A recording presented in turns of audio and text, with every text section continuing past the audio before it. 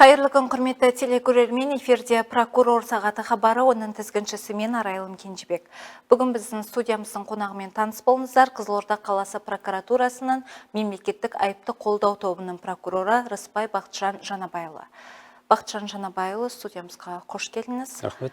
Бүгін біз сізбен пробация қызметіндегі атқарылып жатқан жұмыстар туралы сұхбат өрбітетін боламыз. Ендеше алғашқы сұрағым, пробация қызметінің жұмысын қадағалау барысында қандай негізгі құқықтық нормаларға сүйенесіз? Рахмет. Қазіргі таңда осы пробация қызметін қадағалайтын біршама нормативті актілер бар. Атап айтқан қылмыстық кодекс, қылмыстық атқару кодексі және Қазақстан Республикасы Ішкі істер министрлігінің 511 және 517 бұйрықтары осы пробация қызметінің жұмысын айқындайды. Осы бұйрықтар мен кодекстердің аясында пробация қызметінің жұмысы жүреді. Пробация қызметі жүзеге асыратын шаралардың заңдылығын қамтамасыз ету бағытында прокуратура қандай бақылау тетіктерін қолданады? Енді қазіргі таңда пробация қызметінің инспекторлерінің жұмыстарын бағалау және қадағалау біздің міндет болып табылады. Ендігіде осы сотқа іс құжаттарды уақытылы және де осы заңда көрсетілген мерзімде жолдануы, сотталғандармен пробация қызметінің инспекторлерінің өзара жұмысы, тексерістерді, профилактикалық рейдтік іс-шаралардың орындалуын қамтамасыз ету және оларды қадағалау біздің тікелей міндет болып табылады. Және қазіргі таңда осы іс-шаралардың орындалуын біз тиісті және жоғары деңгейде бақылайтын боламыз. Пробация қызметі мен жалпы прокуратура арасындағы өзара іс-қимыл қандай тәртіппен жүзеге асырылады? Өте жақсы сұрақ. Енді қазіргі таңда пробация қызметінің инспекторлерімен және осы салаға жауапты прокуратура қызметкері арасында байланыс өте көп. Бірінші сотқа жолданатын актілердің заңдылығын бірінші біз арқылы тексертеді. Біз тексереміз, қандай да бір қателері болса, қандай да бір түзетулері болса, біз бағыт-бағдар беріп, және осындай қателіктерді алдағы уақытта болдырмау мақсатында түзету жұмыстарын жүргіземіз. Одан бөлек осы пробация қызметінің инспекторлерімен бірге осы аптасына 2 рет, кемінде 2 рет сотталғандардың тұрғылықты мекен-жайларын аралау және тексеру бағытында біз профилактикалық рейдтік іс-шара жүргіземіз. Яғни кешкі, мысалы, соттың үкімдері бар, үкімдеріне шектеулер қойылады. Мысалы, ең қарапайым шектеу кешкі 10-нан азанға 6-ға дейін өзінің тұрғылықты мекен-жайында болу. Сол кезде біз пробация қызметінің инспекторым және осы салаға жауапты прокуратура қызметкерімен бірге осы сотталған үйін барып аралаймыз. Онан кейін үйінде болса, өзі түсіндірме жұмыстарын жүргіземіз. Кейбір кезде болады, аталған сотталғандар өзінің тұрғылықты мекен-жайында болмай қалады. Сол кезде біз жақындарынан немесе көршілерден түсініктеме алу арқылы жаңағы үйінің актілеп кетеміз. Яғни аталған сотталған, аталған тұрғылықты мекен-жайында болған жоқ. Сол себепті ескерту шарасы қолданылатын болады деп акт толтырып кетеміз. Енді осындай екі ескерту шарасы қолданылса, уже бас бостандығынан шектеу жазасы, яғни қарапайым тілмен, қазақ тілімен айтқан условный жазасы бас бостандығынан айыру жазасына ауысып кетуі мүмкін. 2 рет ескерту, үшіншісінде кешірім жоқ дейсіз ғой? Тағы да осы жерін нақтылап айтып кетейін. Яғни пробация қызметінің тарапынан сотталған қатысты 2 немесе одан да көп бір жылдың ішінде ескерту шарасы қабылданатын болса, ол кезде ол сотталғанның жүзеу жолына түспегендігі туралы сотпен қабылданған шешімге мойынсұнбағаны деп түсінеміз. Сол себепті аталған құқық бұзушылықтардың барлығын жинақтап, яғни ұсыным, сотқа бас бостандығынан шектеу жазасын бас бостандығынан айыру жазасына ауыстыру туралы ұсыным дайындалады. Ол ұсыным қала прокуратурасының жауапты прокурорымен тексеріліп, яғни сотқа жолдануға жатады, немесе әлі де толықтыру керек деп негіздермен сотқа жолдаймыз, немесе өздерін қайтарып береміз. Дегенмен де қазіргі таңда осы жыл басынан бастап 23 сотталған бас бостандығынан шектеу жазасы бас бостандығынан айыру жазасына ауыстырылған. Жаңағыдай үйінде болмаған, әкім жауапкершіліктерге тартылған, өзінің мінез-құлқы туралы есеп беруге пробация қызметіне келмеген, тағы да басқа құқық бұзушылықтар жасаған үшін біз осы барлық негіздерді жинап, сотқа осындай құжаттарды жинақтап жібереміз.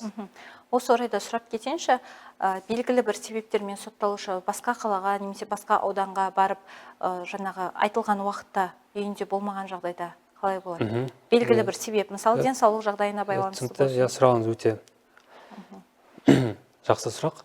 Бірінші жауабымызға байланысты, яғни белгілі себептермен, денсаулық жағынан емес, басқа қалаға шығу керек болса, жаңа айта кеттім, Қазақстан Республикасы ішкі істер министрінің 511-ші бұйрығы бар. Сол бұйрықта нақты айтылған, егер қандай да бір жағдайлар орын алған жағдайда, оның ішінде жаңағы оқуына байланысты болсын, тұрғылықты мекен-жайына болсын, оның ішінде денсаулық жағдайына байланысты болсын, қандай да жағдайлар болса, пробация қызметіне ескерте тұрып, жазбаша түрде өзінің түсініктемесін беріп, яғни ауырып жатқаны туралы анықтамасын беріп, немесе жаңағы дәрігердің сол емді Алматыда немесе басқа қалада Қазақстанның қабылдау керек десе, осы негіздердің барлығын жинақтап, пробация қызметінің өзіне жауапты пробация қызметінің инспекторіне табыстап, жазбаша түрде рұқсат алып, басқа қалаға шығуға мүмкіншілік береді. Одан бөлек, немесе мынандай жағдайларда болады, егер де ем уақыты ұзақ болған жағдайда, немесе басқа мекен-жайын ауыстыру керек болса, басқа қалаға, ол кезде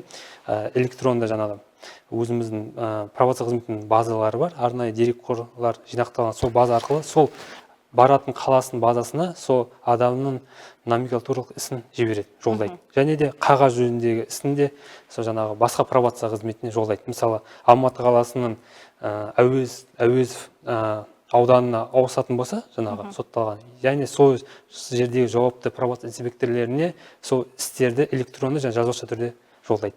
Сіздердің аймақтарыңызға мынандай сотталған көшіп бара жатыр, соны қабылдап алыңыздар. Оның себебі оқуын ауыстыру, оқуға түсуі, жұмысқа байланысты, немесе денсаулық жағдайына байланысты деп осындай негіздермен жіберуге болады. Жазасын солай өтей береді. Ал егер де екінші жағы бар, болады, кейбір кезде ескертпей шығып кетуі мүмкін сотталғандар. Басқа қалада барып ұрынып қалуы мүмкін, басқа жағдайлар, басқа әртүрлі жағдайлар.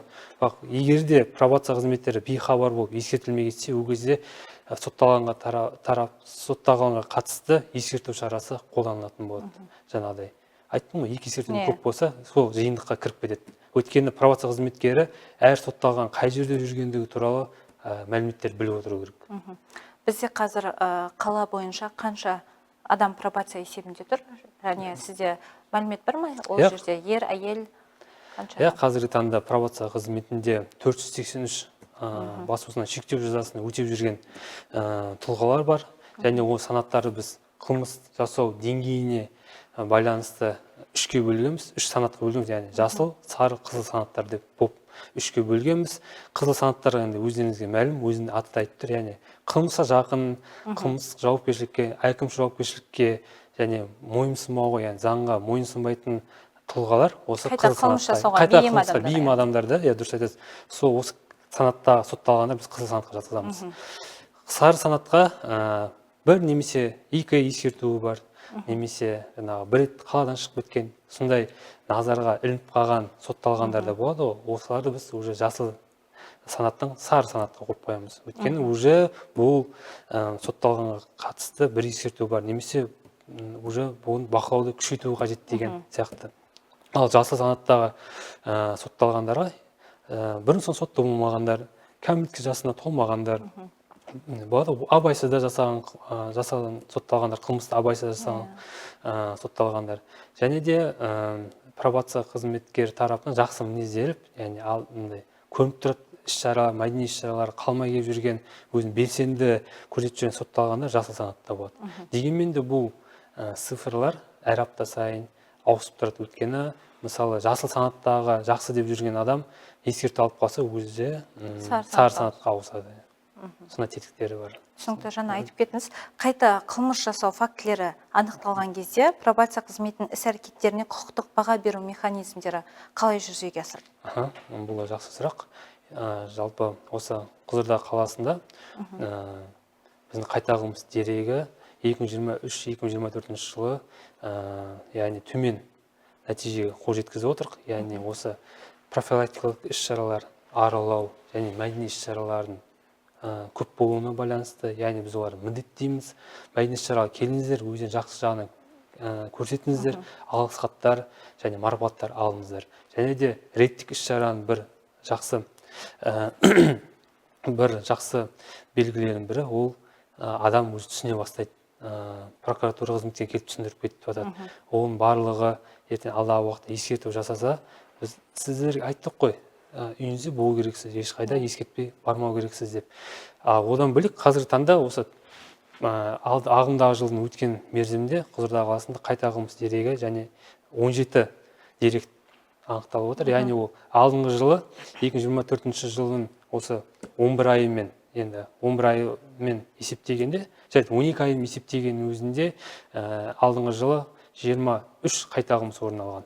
Қазіргі таңда 17 қайта қылмыс. Яғни қазіргі таңда едәуір төмен жетістікке жетіп отырмыз.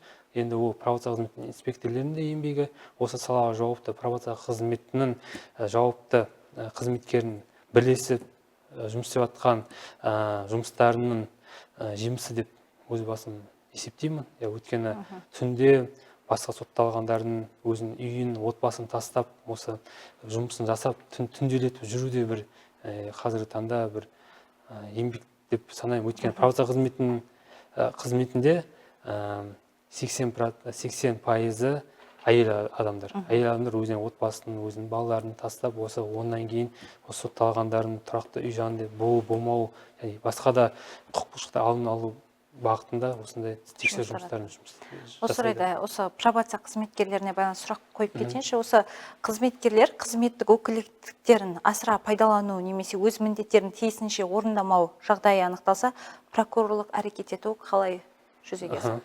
Енді қазіргі таңда біріншіден пробация қызметкерлері біз қалай бағалаймыз жұмысын? Егерде мысалы қайталама қылмыс орын алды, сотталғанмен сол жауапты инспектор қалай жұмыс істеді? Тұрғылықты мекен-жайын тексерді ме? Оған әлеуметтік көмектер, оны тұрақты жұмысқа тұрғызу бағытында жұмыстар жасады ма, немесе жасалмады ма? Сол жағынан баға береді. Егерде шын мәнінде пробация қызмет инспекторынан ешқандай сотталған жүз жолына түсіп кететіндей жағдайлар немесе жұмыста жасалмаса, ол кезде сол пробация қызметінің инспекторының жауапкершілігін қараймыз. Шын мәнінде дұрыс жұмыс жасамау, дұрыс бағыт-бағдар бермеуінің салдарынан осы пробация қызметінің тарапынан сотталған қайта қылмысқа жол береді деп. Одан бөлек қылмыстық кодексінің 371 бабының талабына сәйкес салғырттық деген бар, яғни қызметтік салғырттық, яғни өзінің жұмысының немқұрайлылықпен қаралғанының әсерінен осындай қайталама қылмыс, сотталған тарапынан қайта қылмыс, заң бұзушылықтар орын алды деп, осы пробация қызмет инспекторының жауапкершілігін көтеруге біздің әбден құзыреттілігіміз бар. Ол үшін әрине оны тексереміз. Ал мынау электрондық бақылау құралдарын қолдану заңдылығын қамтамасыз ету мақсатында прокуратура қандай бақылау шараларын іске асырады? Бұл да өзекті сұрақтардың бірі деп санаймын. Өйткені қазіргі таңда президентіміздің Қасым-Жомарт Тоқаевтың айтуымен де жасанды интеллект цифрландыруға көшіп жатырық. Ол смарт браслет дегеніміз, ол да цифрландыру және жасанды интеллекттің осы пробация қызметіне деген жақсы бір күштерінің, яғни жақсы жағынан жақсы жағы тетіктерінің бірі болып табылады. Өйткені сағат браслет арқылы оның бірінші мен оның тағу жолын айтып кетсем, яғни біз жаңағы қызыл санаттағы сотталғандардың бірінші бастаймыз. Яғни әкім жауапкершілікке көп тартылатын ескерту шаралар көп сотталғандарға біз жаңағы қол сағат смарт браслеттерін тағамыз. Сосын тағу барысында біз оның құқықтар міндеттерін түсіндіреміз.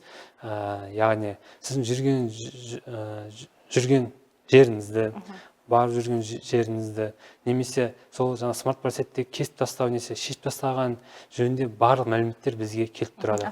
Автоматты түрде. Оны біз қалай бақылаймыз? Оны пробация қызметкерлерде әрқайсында өзінің компьютерінде, мониторында арнайы программа орналастырылған. Сол программа арқылы сол жаңағы сотталған қай жерде жүргені, қай уақытта жүргені, қай кезден жүрген туралы карта сызып береді. Карта сызып және тарихы және история дейді, орысша. Жүру тарихы барлығы көрсетіп тұрады. Сол кезде біз егерде сотталған өтірік айту, немесе жалтару жағдай болған кезде біз жаңағы программа арқылы көрсетіп, міне, сен оннан кейін осындайға барғансың, осы жерге барғансың. Біз сол себепті сізді шақырып қазіргі таңда талаптар орындамағансын, ескерту шарасын қабылдайын деп жатыр деп түсіндіреміз. Бұл негізі уақытты да үнемдейді. Пробация қызметі мысалы айтып тұрмын, қанша әйел кісі пробация қызметкерлері бар, бала шағалары бар, олардың уақытын үнемдейді. Яғни осы программа арқылы мысалы тұрғылықты мекен-жайына бармай-ақ жаңа программа ашып, осы браслет қосылып болып тұрса, сол қай жерде жүргені, қалай жүргені, кіммен жүргені туралы жаңа мәліметтерді білуге болады. Смарт браслеттің ең үлкен артықшылығы осы да болып табылады. 2024 жылдың жаз айынан бастап бізде таға бастадық. Бізде қанша адам? 15 құқық бұзушылық анықталды. Кішкентай уақыттың ішінде 15 құқық бұзушылық анықталды. Яғни онан кейін мысалы біреу өзінің аймағына емес, мысалы Шанхайдағы кісілер Тасбөгетте жүреді. Біз мысалы оны правда қызметкері білмей қалған жағдайда жаңағы программа арқылы білуге болады. Ең басты артықшылықтары осы. Одан бөлек, мысалы жаңа айтып жатырмын, сотқа жолдаймыз, бас бостандығынан шектеу жазасына, бас бостандығынан айыру жазасына жолдайтын сәттерде құқық бұзушылықтардың ішіне жазамыз. Яғни ол жаңағы смарт браслетті, яғни сағатты, қол сағатын кесіп тастауға әрекеттенді. Өйткені 3-4 деректер орын алған пробация қызметінің пробация есебінде тұрған сотталғандар, кәдімгідей үйдің құрал-жабдықтары арқылы, мысалы қайшы немесе плоскогубцы арқылы кесіп жаңағы жалтару деректері орын алған. Біз олар ондай құқық бұзушылықтар өрескел құқық бұзушылықтар болып танады, және ертең сотқа бас бостандығынан шектеу жазасына, бас бостандығынан айыру жазасына сот процесс болған кезде біз соны сотқа айтамыз. Неге аталған сотталған өзінің түзеу жолына түспей, пробация қызметі тарапынан киілген жаңа қол сағатты жаңағы бұзып, қаскөйлікпен бұзып, осындай құқық бұзушылықтар жасаған деп біз соттың назарына ұсынамыз жаңағы мән-жайларды. Бізде қанша адам тағады смарт білезікті? Енді қазіргі таңда смарт білезіктің бөлуіне байланысты, енді қазіргі таңда 100 смарт браслет жаңадан 100 жаңағыдай смарт деген ақылды қол сағаттарын осы 100 сотталған қатысты тағу жоспарлануда. Қазіргі таңда қала әкімдігімен ақша бөлініп, сатау сатысындамыз. Өйткені олар енді үлкен де болмау керек, кішкентай де болмау керек. Сол жағын қарастырып, дизайн жағын көріп жатыр. Өйткені біздің мақсат, пробация қызметінің мақсаты сотталғандар оқшаулауда емес, оны әлеуметтендіру болып табылады. Және қол сағатты енді басқа адамдар көргенде, не деп сұрақ туындамайтындай жаңағы сағатқа ұқсатып. Сағатқа ұқсатып, кәдімгідей қазіргі таңда заманауи сағаттар ұқсататындай қылып, сондай тапсырыстар беріп жатыр. Оны қолайлы болу үшін, сотталғанға да қолайлы болу үшін, өзін жақсы сезіну мақсатында қоғамда өзін оқшаламайтындай. Және пробация қызметінде де жаңағыдай заманауи смарт браслеттің болуы енді бізге де жақсы. Өйткені жаңа зат, ол функционалдарды ішінде көп болады, ескілеріне қарағанда. Бұрынғы смарт браслеттерде болды, ол кезде қол емес, ол кезде аяқ браслетке салынып жүрді. Ол кезде енді қоғамда жүргенде ол кісілер бірден білінетін еді көзге, сен есепте жүр екенсің ғой деген сияқты. Сол кезде қорқыныш пайда болады. Ал қазіргі осы заманауи смарт білезіктердің бір жағынан ерекшелігі ол қолда тұратыны, яғни ол білмейді. Мысалы, сіз де білмей қалуы мүмкін, мен де білмей қалуым мүмкін. Өйткені ол заманауи болып тұрады. Жаңа сенсорный пульсті көрсетеді. Онымен пробация қызметінің инспектор хабарласып, қай жерде жүрген түрі білуге де болады. Сондай көп функционалды смарт браслет болып табылады. Ал мынау пробация қызметі атқаратын қайта әлеуметтендіру жұмыстарының сапасына қатысты прокуратура тарапынан қандай бағалау жүргізіледі? Әлеуметтендіру дегеніміз енді жалпы пробация қызметінің латынша аударғанда ол әлеуметтендіру деген мағынаны білдіреді. Және де осы әлеуметтендіру бағытында ең бірінші пробация қызметін және де жергілікті атқару органдарына қарасты орталықтардың еңбегі зор. Яғни олар пробация қызметінде жүрген сотталғандар бірінші құқықтық, психологиялық жұмыстар жүргізеді. Яғни бірінші оның психологиясын зерттейді, сосын құқықтық көмек көрсетеді. Яғни қандай да бір заң жағынан қиыншылықтар болса, пробация қызметі тарапынан жергілікті атқару органдарының қарасты орталықтардың бас мамандар тарапынан кеңестер беріледі. Одан бөлек ең бастысы ол тұрақты жұмысқа орналастыру. Қазіргі таңда жыл басынан бастап 42 квота, яғни жұмысқа орналастыру бойынша 42 квота берілген, және осы 42 квотаның толық игерілген. Яғни осы пробация есебінде тұратын сотталғандарды тұрақты жұмысқа орналастыру. Ол жергілікті атқару органдарына қарасы орталықтарына жүктелген міндет, және біз оны да тексереміз, оны да қадағалаймыз. Яғни сотталған, аталған орталықтарға барды ма, өздерінің құжаттарын уақытылы тапсырды ма, жаңағы орталықтың қызметкер тарапынан ол сотталғандармен дұрыс жұмыс істеді ма, дұрыс құқықтық немесе психологиялық немесе жұмысқа тұрғызу бағытында дұрыс кеңестер берді ма, жұмысқа тұрғызды ма деген сияқты сұрақтарды біз қадағалаймыз. Және де сол жаңағы мен жергілікті атқару органдарының және пробация қызметінің қызметіне өзіміздің бағамызды беретін боламыз. Ал мынау қоғамдық жұмыстарға келейікші. Қоғамдық жұмыстарға тарту жазасын орындалу барысы қалай қадағаланады? Жалпы қоғамдық жұмысқа тарту деген жаза ол негізгі жазалар бірі болып табылады қылмыстық кодексінде. Яғни ол қылмыстық теріс қылық жасаған үшін және онша ауыр емес қылмыстар үшін тағайындалатын жаза түрі болып табылады. Яғни енді практикада көп кездесетін ол 40 сағаттық немесе 80 сағаттық қоғамдық жұмысқа тарту болып табылады. Оны пробация қызметі қылмыстық атқару кодексінің заңына сәйкес бақылайды. Яғни сотталғандар сот үкімімен пробация қызметіне келеді, айтады, мен сот үкімімен 40 сағаттық қоғамдық жұмыс тағайындалды дейді. Сол кезде пробация қызметінің сол аймаққа жауапты қызметкері, мысалы сотталған қай аймақта тұрады, Шанхайда тұрса, сол Шанхайда жауапты инспекторымен бірге сұхбаттасу, және сот үкімінің міндеттерін түсіндіреді. Сосын қоғамдық жұмысты тарту, яғни құжаттарын жергілікті атқару органдарына жібереді. Сол органның ұсынуымен қоғамдық жұмыстарға тарту жаңағы кестесі, графиктері бекітіледі. Мысалы, Тасбөгет кентінің жаңағыдай акиматы бар, әкімдігіне сол жерде дәнекерлеу, күтіп баптау жұмыстары дейді. Яғни сондай адамдар келеді дейді. Сол кезде пробация қызметінің инспекторы жаңағы сотталғанды Тасбөгет кентіне жібереді. Міне сен жаңағыдай тегін ақысыз жұмысты, қоғамдық жұмысты осы жерде атқарасың. Өйткені соттың беріп тұрған сол жасаған қылмыстық теріс қылық үшін қылмыстың жазасы сол. Сен тегін қоғамдық жұмыс жасау керексің дейді. Оның жасауын пробация қызметінің инспекторы қадағалайды және күніне 4 сағаттан аспайтын жұмыс жасайды. Яғни азанда 9-дан түскі 12-ге дейін 4 сағат жұмыс жасайды. Бір мезгілде жұмыс жасайды. Немесе түстен кейін деген. Солай 10 күн жұмыс жасаса, жаңағы 40 сағаты уже сот үкімдерімен тағайындалған жаза толық орындалды деп есептеуге болады. Ал мынау сотқа пробация қызметіне жолданатын материалдардың уақытылығы мен дұрыстылығын бақылау қалай ұйымдастырылады? Өте жақсы сұрақ. Жаңа алдында айтып кеткендей, пробация қызметі қандай да бір құжаттарды жолдау барысында міндетті пробация Қызылорда қалалық прокуратурасында осы пробация қызметіне жауапты қызметкерге құжаттарды көрсетеді. Яғни біз зерделейміз заңдылығын. Шын мәнінде ол сотқа жолдауға жататын құжат па, жататын емес құжат па деген сияқты зерделеу жұмыстарын жүргіземіз.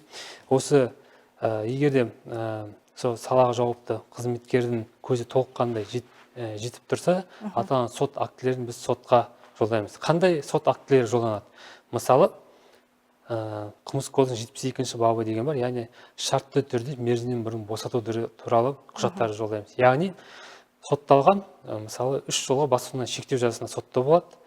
Қылмыстық кодекстің 72-ші бабының талабына сәйкес айтылған. Егерде жаза өтеу барысында ешқандай ескертулер, ешқандай сын пікірлер, теріс мінездеме болмаса, қылмыстық кодекстің 72-ші бабының талабына сәйкес ауыр қылмыстар, онша ауыр емес және ауыр орташа қылмыстар жасаса, ол кезде жартысын асырмайтындай, жартысын өтесе, ол кезде сотқа жақсы мінезделген үшін қылмыстық кодекстің 72-ші бабына сәйкес шартты түрде мерзіммен босатылуға жатады деген. Сол себепті мысалы 3 жылдың жарты 1,5 жылдан кейін жаңағы сотталған өзін жақсы жағынан көрсетіп жатса, мәдени шараға қалмай келіп жүрсе, ол кезде біз пробация қызметінің мінездеуімен, көршілерінің қасында мінездеуімен сотқа құжаттар дайындайтын боламыз. Енді кері әсері бар, яғни сотпен жүктелген міндеттері жаңа сотталғандар енді орындамауы мүмкін, мойынсұнбауы мүмкін, немқұрайлықпен қарауы мүмкін. Ол кезде бас бостандығынан шектеу жазасын бас бостандығынан айыру туралы, яғни керісінше қылмыстық кодекстің 72-ші бабына керісінше құжатта жолдай аламыз. Мысалы, сотталған 6 ескертуі бар. Оның ішінде әкім жауапкершілікке де тартылған. Өзінің үйіндегі кісілермен де жанжалдасқан, одан бөлек алкогольдік ішімдік ішіп, қоғамдық жерде жүрген, ластаған, және де пробация қызметіне есепке келмеген, үйінде болмаған, және осындай сотталғандардың уже жүз жолына түспегеніміз анық көрініп тұр ғой.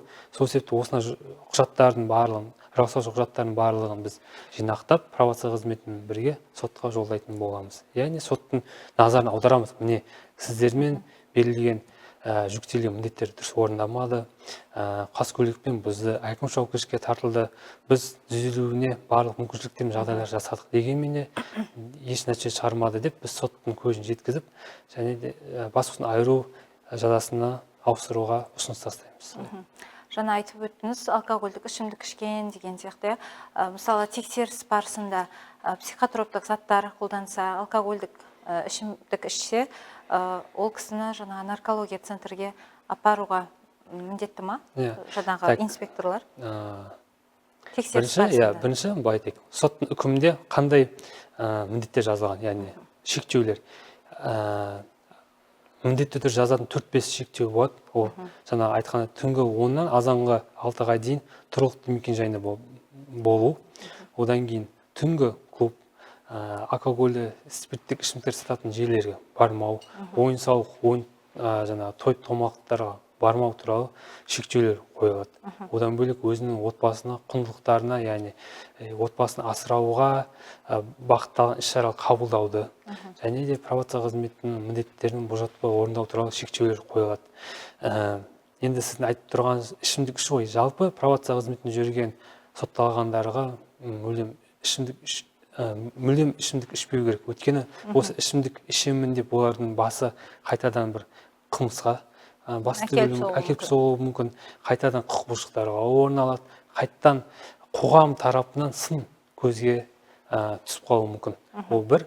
Екіншіден, мысалы қоғамдық жерде, мысалы үйіне бара жатқан жерде дегенмен де алкоголь масаң күйде жүрсе, оларды пробация қызметке немесе жергілікті полиция қызметінің, яғни учаскелік полиция қызметкерлері ұстап алған жағдайда, шын мәнінде анықталған жағдайда, ол кезде наркологияға апарып, оның мастық дәрежесін анықтап, оған қатысты әкімшілік құқық бұзушылық туралы кодекстің 440 бабы деген бар, яғни қоғамдық жерде масаң күйде жүру.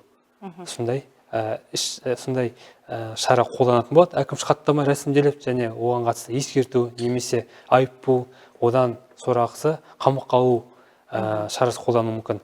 Ол учаскелік полиция тарапынан берілетін жаңағы заңда көзделген шаралар. Одан бөлек пробация қызметі тарапынан ескерту береді. Неге? Өйткені ол қоғамдық жерде алкогольді масаң күйде қоғамдық имандылыққа қарсы әкімшілік құқық бұзушылықтар жасаған үшін тағы да бір ескерту береді. Өйткені заң сот үкімінде нақты жазылып тұрды ғой. Алкогольдік ішімдер тұтынбау керексің, ешқандай ойын-сауық орындарына бармау керексің деген сияқты міндеттер бұзған үшін пробация қызметі тарапынан ескерту шарасы берілетін болады, міндетті түрде. Ал пробация қызметінің жұмысы барысында адам құқықтарының бұзылуы бойынша шағымдар түскен жағдайда прокурорлық тексеріс қалай жүзеге асады? Онда ол жақсы сұрақ. Мысалы, пробация қызметінде есепте тұратын сотталғандар өзінің шағымдарын бізге жүгінуі мүмкін. Бірінші, біз қандай мәтінде конституциялық құқықтары бұзылғанын біліп алу керекпіз. Немесе не мән-жай болған туралы біліп алу керекпіз.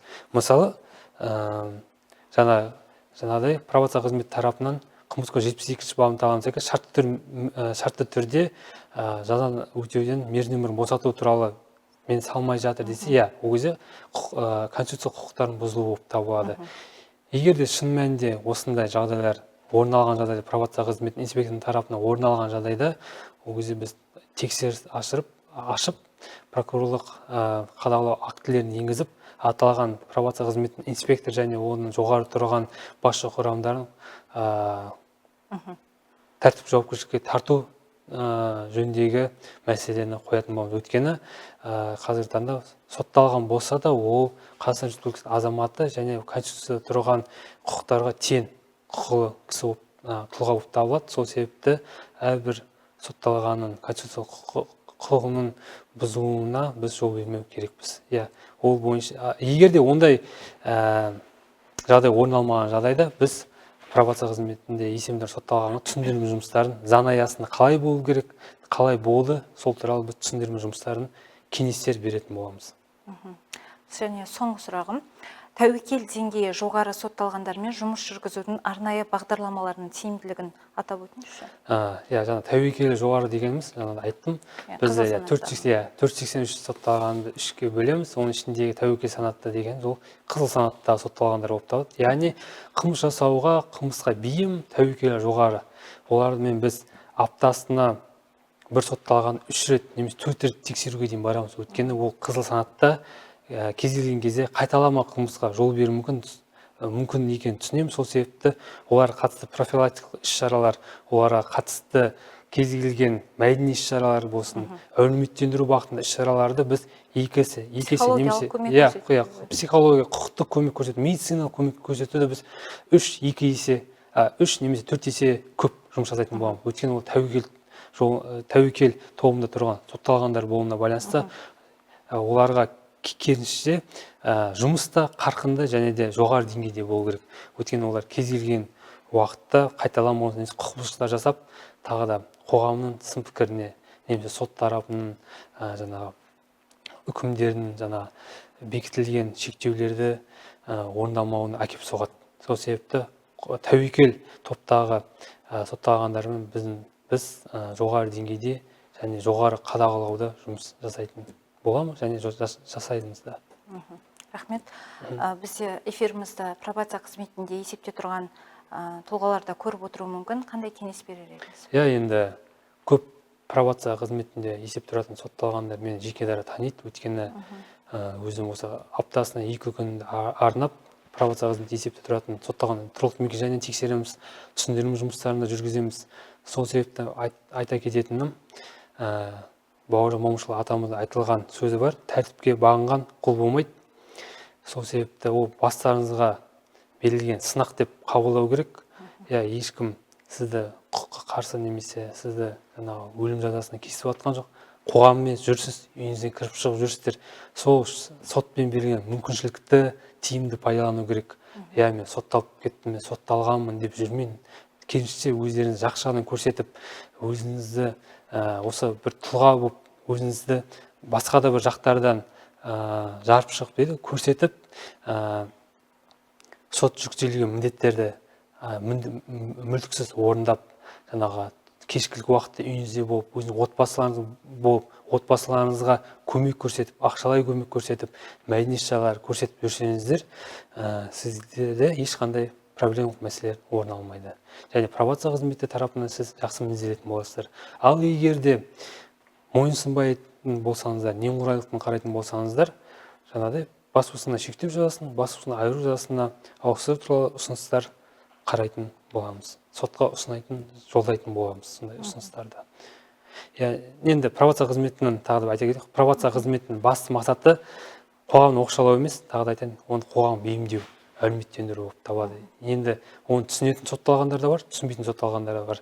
Түсінетін сотталғандарға енді соған біз тең қылып марапаттау, поощрение, алғыс хаттар, ақшалайды, мысалы жергілікті атқару органдарымен үлкен іс-шара, ауқымды іс-шаралар ұйымдастырса, ақшалайды көмек көрсететін боламыз, орындар беретін боламыз. Ал егер пробация қызметімен уақытылы тергеуге келмей мойынсұнбаса, ол кезде бас бостандығынан шектеу жазасын, бас бостандығынан айыру жазасын ұсыныстарды беретін боламыз. Уже жазасын қарапайым тілмен айтқанда түрмеде өтеуге жатады деген көзқараспен қарайтын боламыз.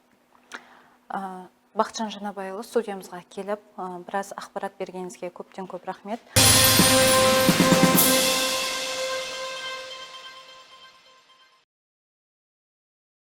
Құрметті көрермен, бізге берілген уақыт осымен тәмам.